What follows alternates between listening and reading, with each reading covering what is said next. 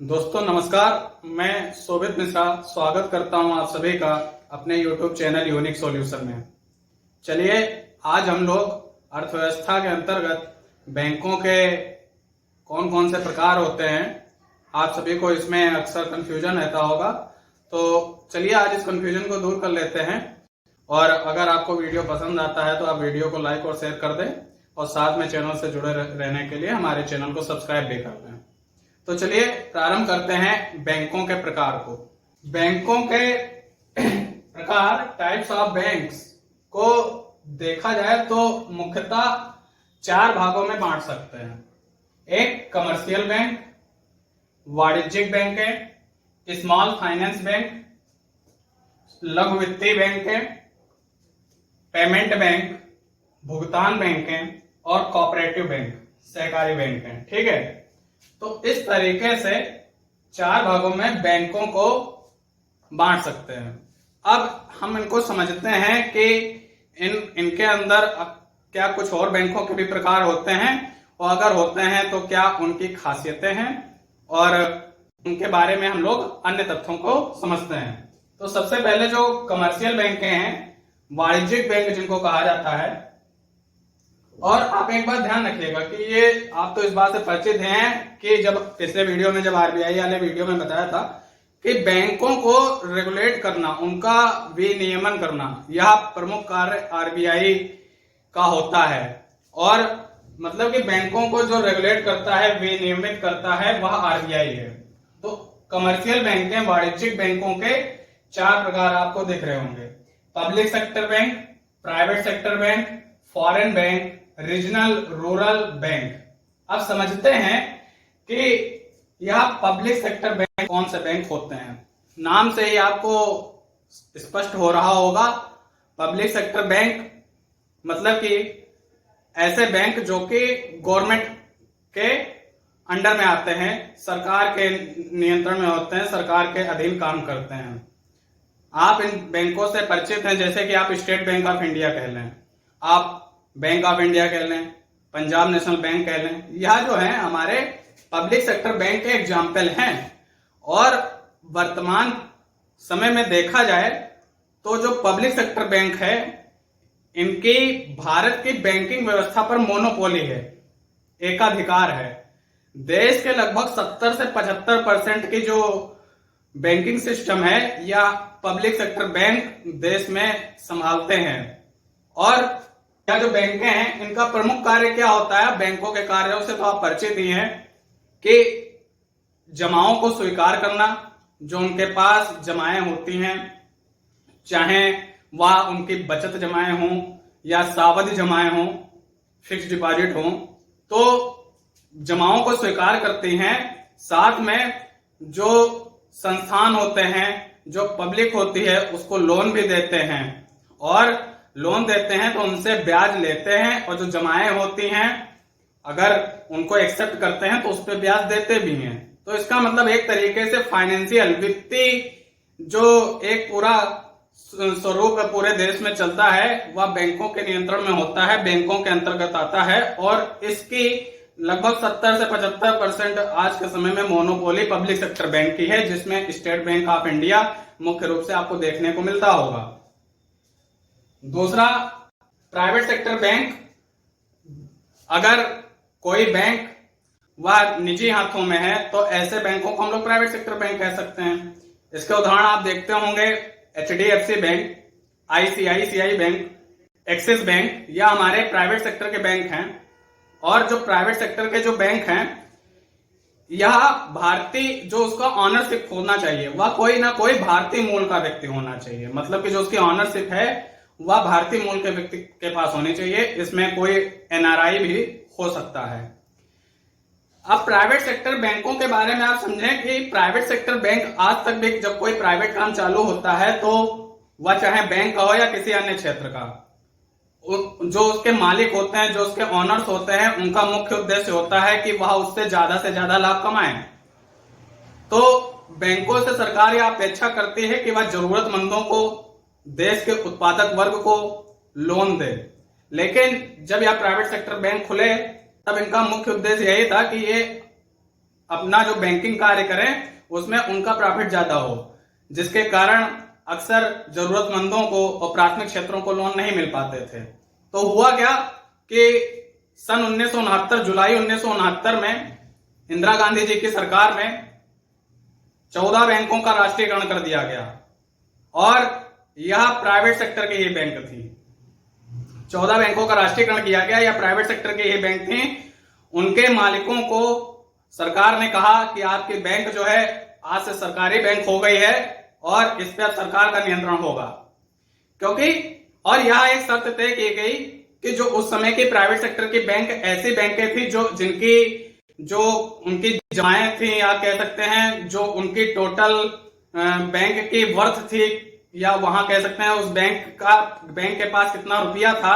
अगर उस बैंक के पास 50 करोड़ से ज्यादा रुपया था तो उन बैंकों को 1969 में राष्ट्रीयकरण किया गया था, नेशनलाइज किया गया था। लेकिन ऐसी प्राइवेट बैंक हैं जिनके पास 50 करोड़ से रुपया कम था, उन बैंकों को राष्ट्रीयकृत नहीं किया गया। तो उसके बाद में क्या हुआ कि सन 1980 का दौर आया, उसमें भी 6 बैंकों को और राष्ट्रीयकरण किया गया। और राष्ट्रीयकरण करने का मुख्य उद्देश्य सरकार का यही रहा कि जरूरतमंदों को लोन, प्राथमिक क्षेत्रों को लोन दिया जाए। तो आप समझ पाए कि प्राइवेट सेक्टर बैंक क्या है। आगे बढ़ते हैं। फॉरेन बैंक, फॉरेन विदेशी बैंक हैं। अपने देश में विदेशी बैंकें भी कार्य करती हैं, ऑपरेशनल हैं। विदेशी बैंकें जो हैं वो जिस देश की बैंकें होती हैं उस देश के नियमों कानूनों से तो जुड़ी ही होती हैं जब वो उस देश में काम करती हैं। लेकिन जब वो दूसरे देश में जाकर के अपनी शाखाएं, अपनी ब्रांचेस बनाते हैं, तब उनके ऊपर जिस देश में वो ब्रांचेस बना रहे हैं उस देश के कानून और उस देश के नियम लागू होते हैं बैंकिंग क्षेत्र के। ठीक है, तो उस तरीके से साथ में, लेकिन इन बैंकों का मुख्यालय वो जिस देश की बैंकें होती हैं उन्हें बैंकों में स्थित होता है। तो फॉरेन बैंकें आप समझ पाए। इसके आपको उदाहरण देखने को मिल जाएंगे HSBC बैंक, आपको इसके अन्य उदाहरण मिल जाएंगे स्टैंडर्ड चार्टर बैंक। इसके उदाहरण आप और देखना चाहें सिटी बैंक आप देख सकते हैं, तो देखेंगे कि यह फॉरेन बैंकें होती हैं। इसके अलावा आप रीजनल रूरल बैंक, क्षेत्रीय ग्रामीण बैंकें सुनते होंगे। बहुत सी बैंकें आप सुनते हैं, इलाहाबाद क्षेत्रीय ग्रामीण बैंक। अच्छा, ये जो इलाहाबाद बैंक है आप उसको तो पब्लिक सेक्टर बैंक मानिए, लेकिन जो इलाहाबाद क्षेत्रीय ग्रामीण बैंक है उसको आप रीजनल रूरल बैंक कहेंगे, क्योंकि उसके नाम में भी क्षेत्रीय ग्रामीण बैंक आ रहा है। अब जरा इसको भी समझें कि यह क्षेत्रीय ग्रामीण बैंक खोलने का क्या उद्देश्य रहा। तो जब सरकार ने यह देखा कि जो बैंकें हैं वह मुख्य रूप से अपना जो प्रमुख कार्य है वित्तीय लेन देन वह तो कर ही रही हैं, लेकिन जिस तरीके से उत्पादक वर्ग को लोन और जरूरतमंदों को लोन देना चाहिए वह कार्य मुख्य रूप से बैंकों के द्वारा उतना प्रभावी रूप से नहीं हो पा रहा। इसी उद्देश्य से सरकार ने क्षेत्रीय ग्रामीण बैंकों की भी स्थापना की। 2 अक्टूबर 1975 को 5 क्षेत्रीय ग्रामीण बैंकों की स्थापना की गई। यह वही समय था जब देश में इंदिरा गांधी जी की सरकार थी और 2 अक्टूबर 1975 को 5 क्षेत्रीय ग्रामीण बैंकों की स्थापना की गई और उसी समय क्षेत्रीय ग्रामीण बैंक से संबंधित हमारा एक्ट पास किया गया। तो रीजनल रूरल बैंक के बारे में इनका मुख्य कार्य आप समझ गए, लेकिन आप इसके नाम पे मत जाइएगा कि रूरल लगा है तो क्या इनकी जो शाखाएं हैं क्या केवल गांवों में ही होंगी, ऐसा कोई निश्चित नहीं है। इनकी शाखाएं शहरों में भी हो सकती हैं। इनसे संबंधित एक तथ्य यह भी समझ लीजिए कि यह जो बैंक है इसको खोलने के लिए 3 पक्ष सामने आते हैं। एक तो जो रीजनल रूरल बैंकें खोली जाती हैं उनमें केंद्र सरकार अपनी भागीदारी देती है। इसके साथ में वो जिस राज्य में खोली जा रही हैं वो राज्य सरकार भी अपनी भागीदारी देती है। इसके साथ में कोई ना कोई बैंक इन बैंकों को खोलने के लिए स्पॉन्सर करता है। तो 3 लोगों की भागीदारी होती है। नंबर 1 पर केंद्र सरकार की भागीदारी, राज्य सरकार की और किसी न किसी स्पॉन्सर करने वाली बैंक की भागीदारी। अब यह किस रेशियो में होती है? क्षेत्रीय ग्रामीण बैंकें खोलने के लिए जो केंद्र सरकार है वह 50% उसकी हिस्सेदारी होती है। जो स्पॉन्सर बैंक होती है वह 35% की हिस्सेदारी देती है, और जिस राज्य में बैंक खोली जा रही है वह राज्य 15% की भागीदारी देता है। तो इस प्रकार से उस क्षेत्रीय ग्रामीण बैंक की साख है उसका सृजन किया जाता है। अब पूरा आप इसको समझ लें कि मान लीजिए इलाहाबाद ग्रामीण बैंक है, क्षेत्रीय ग्रामीण बैंक है, तो इसके नाम में आ रहा है इलाहाबाद, तो इलाहाबाद बैंक ही इसको स्पॉन्सर कर देगी। तो बैंक स्पॉन्सर करने वाली बैंक इलाहाबाद है, और यह उत्तर प्रदेश की बैंक है तो उत्तर प्रदेश राज्य की इसमें साझेदारी होगी 15% की, और इलाहाबाद बैंक 35% की साझेदारी करेगी, और साथ में केंद्र सरकार 50% की साझेदारी करेगी। इसी प्रकार उत्तराखंड क्षेत्रीय ग्रामीण बैंक है, तो उत्तराखंड क्षेत्रीय ग्रामीण बैंक में 15% हिस्सेदारी उत्तराखंड सरकार करेगी। उसको स्पॉन्सर करने वाली bank state bank of India है, तो स्टेट बैंक ऑफ इंडिया 35% की हिस्सेदारी करेगी, और 50% की हिस्सेदारी केंद्र सरकार की होगी। तो उम्मीद है आप समझ पाए होंगे क्षेत्रीय ग्रामीण बैंक क्या होती हैं। नंबर 2 पर स्मॉल फाइनेंस बैंक, लघु वित्तीय बैंकें, ये इनका जो मुख्य उद्देश्य था, इनके नाम से आप देख रहे हैं लघु वित्तीय बैंक है, इनके ऊपर लिमिट है कि यह बड़े बैंकों की तरह नहीं हो सकती। नाम में ही जब लघु वित्तीय बैंक है तो यह बड़े बैंकों के समान तो नहीं है, लेकिन सरकार ने यह देखा कि जो दूर दराज के क्षेत्र हैं जहां तक बैंकिंग सुविधाएं पहुंच नहीं पा रही हैं, वहां तक कुछ ना कुछ बैंकिंग सुविधाएं पहुंचाने के लिए स्मॉल फाइनेंस बैंक भी विकसित की गई। और स्मॉल फाइनेंस बैंक कोई भी व्यक्ति भारत निवासी या एनबीएफसी जो होती है, नॉन बैंकिंग फाइनेंस कॉर्पोरेशन, ये जो होती हैं, और साथ में कोई भी भारतीय निवासी जो कि वित्तीय क्षेत्र से जुड़ा हुआ है या इकोनॉमिक क्षेत्र से जुड़ा हुआ है, बैंकिंग क्षेत्र से जुड़ा हुआ है, और उस क्षेत्र में उसे काम करने का 10 वर्ष का अनुभव है, वह इन स्मॉल फाइनेंस बैंक को खोल सकता है। साथ में यह जो बैंकें हैं यह उन जगहों पे खोली जाती हैं जहां की जनसंख्या 10,000 से कम हो, मतलब कि उस 10,000 से कम की जनसंख्या पर एक स्मॉल फाइनेंस बैंक खोली जा सकती है। और यह जो स्मॉल फाइनेंस बैंक है इसकी 25% ब्रांचेस, अगर 100 का पूरा हिस्सा मान लें, तो अगर 100 बैंक मान लें स्मॉल फाइनेंस बैंक की, तो उसकी 25 बैंकें उन ग्रामीण क्षेत्रों में खोली जाएंगी जहां पर कोई बैंक मौजूद नहीं है। तो स्मॉल फाइनेंस बैंक से संबंधित 2 तथ्य तो आप समझ लिए। लघु वित्तीय बैंकें उन जगहों पर खोली जाती हैं जहां की जनसंख्या 10,000 से कम है, और उसकी 25% ब्रांचेस उन क्षेत्रों में खोली जाएंगी जहां पे कोई बैंकिंग क्षेत्र, बैंकिंग सेवा मौजूद नहीं है। 25% branches in unbanked rural centres. अच्छा, यह जो स्मॉल फाइनेंस बैंक है, अभी मैंने आपको बताया कि क्षेत्रीय ग्रामीण बैंक जो काम करती हैं उसी के समान ही या उससे कुछ बढ़ करके आप कुछ मान सकते हैं कि स्मॉल फाइनेंस बैंक ही काम करती हैं। यह इनका काम क्या है कि अगर इनके पास 100 रुपए हैं और उस 100 रुपए को लोन के रूप में इनको देना है।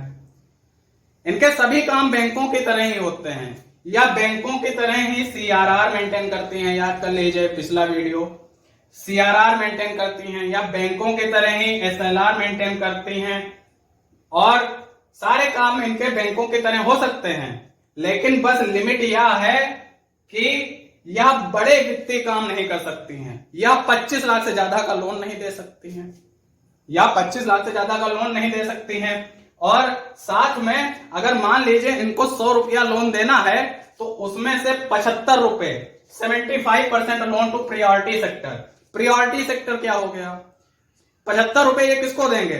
प्रायोरिटी सेक्टर का मतलब समझ लें, ऐसे सेक्टर जो देश में आर्थिक प्रगति में अपना योगदान देते हैं और उनसे रोजगार भी पैदा होता है, प्रायोरिटी सेक्टर बोले जाते हैं। एग्रीकल्चर, बागवानी, मत्स्य पालन, पशुपालन, इसके साथ में छोटे एवं मझले उद्योग, कुटीर उद्योग, महिलाओं के द्वारा अगर कोई श्रम भागीदारी की जा रही है तो उनको दिया जाने वाला लोन, यह सभी चीजें जो आती हैं प्रायोरिटी सेक्टर में आती हैं। तो जो स्मॉल फाइनेंस बैंक हैं, अगर 100 रुपया लोन देना चाहते हैं अपने पूरी बैंक में से, तो उसमें से 75 रुपए लोन प्रायोरिटी सेक्टर को देंगे और बाकी 25 रुपए लोन वो किसी को भी दे सकते हैं।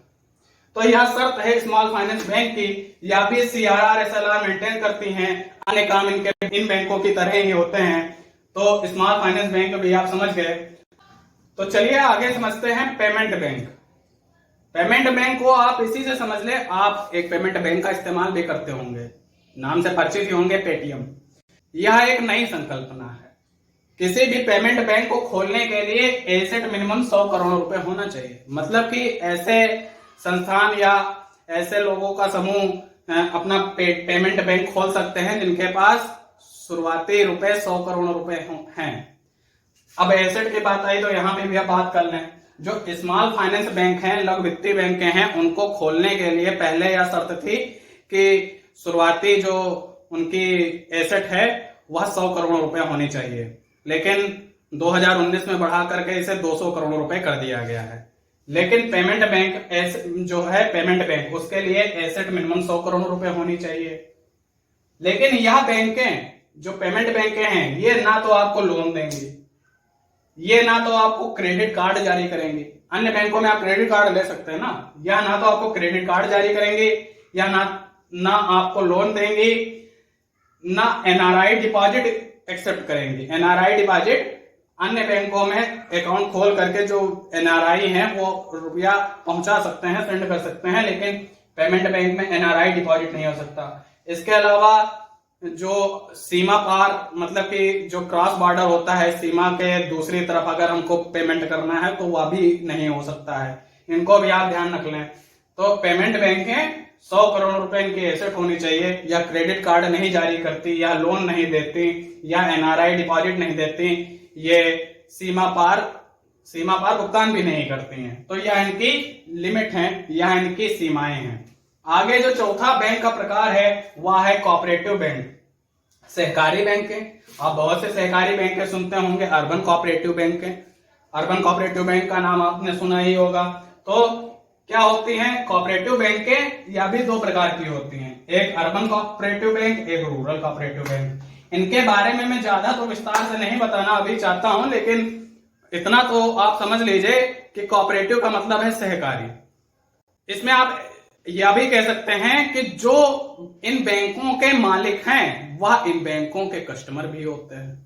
कहने का मतलब क्या हुआ, कुछ लोगों के एक समूह ने अपनी आवश्यकताओं को पूरा करने के लिए, अपनी जरूरतों को पूरा करने के लिए एक अपनी रुपया पूंजी जोड़ करके एक बैंक तैयार कर लिया, और उसमें जिस समय जिसको जितना किसी समय आवश्यकता होती है तो उसने उसमें जितना डोनेट किया है या जितना उसमें रुपया डाला है, उसमें अपने शेयर के हिसाब से वह उस पे रुपया ले सकता है, और साथ में जितने समय के लिए लेगा फिर उसको वापस भी तो करना पड़ेगा। उसके बदले में वह उसको ब्याज देगा, और जो ब्याज होता है वह ब्याज ही प्रॉफिट के रूप में डिस्ट्रीब्यूट होता है। तो आप कह सकते हैं कि जो मालिक है बैंक का वो उनके कस्टमर भी हो सकते हैं।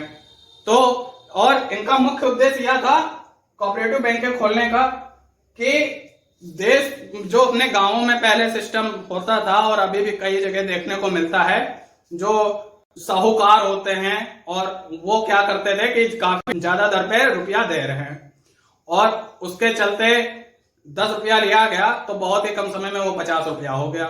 लेकिन इसी समस्या को दूर करने के लिए देश में कोऑपरेटिव बैंक भी शुरुआत की गई, और कोऑपरेटिव बैंकों के द्वारा इनका भी मुख्य उद्देश्य यही है कि देश जो ग्रामीण क्षेत्रों में है वहां पे साहूकारी व्यवस्था को खत्म करना और लोन ऋण आसानी से उपलब्ध कराना। यह भी दो प्रकार की हैं, अर्बन कोऑपरेटिव बैंक और रूरल कोऑपरेटिव बैंक।